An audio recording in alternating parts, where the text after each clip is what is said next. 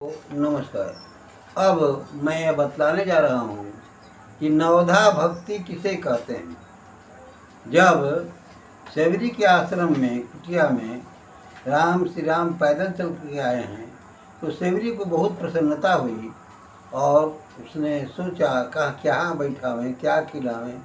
चक चक करके मीठे बैर को खाने के लिए वो दे दिया करती थी। तो सेवरी ने कहा कि अधम ते अधम अधम अति नारी, यही विधि भक्ति करूं तुम्हारी।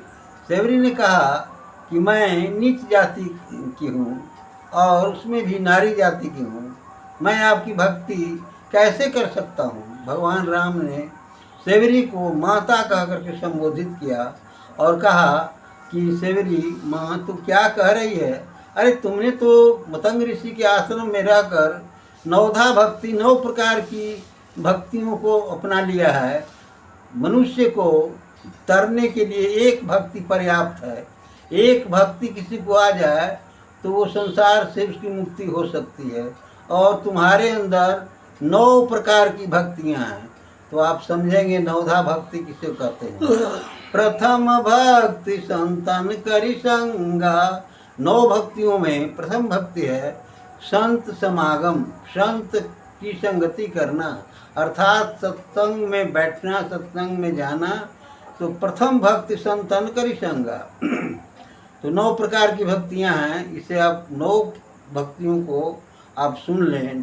प्रथम भक्ति संतन करि संगा, दूसरी भक्ति मम कथा प्रसंगा, तीसरी भक्ति अमान, चौथी भक्ति मम गुण गना, करई कपट तजी गान, पंचम भजन जो वेद प्रकाशा, छठदम शील विरत बहु कर्मा, निरत निरंतर सज्जन धर्मा, सातवें सम मोहिमय जग देखा, मोते अधिक संत करि लेखा, आठवें यथा लाभ संतोषा, सपने हूँ नहीं देखई परदोषा, नवम सरल सब सन छल माही, मम भरोस ये हर्ष दुख नाही।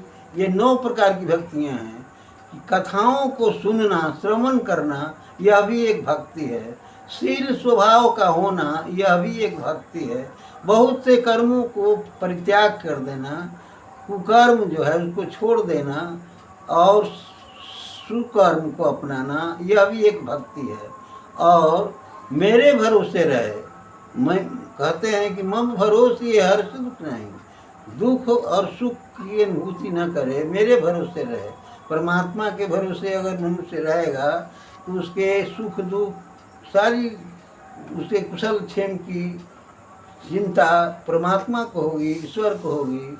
तो इस प्रकार की 9 भक्तियां हैं।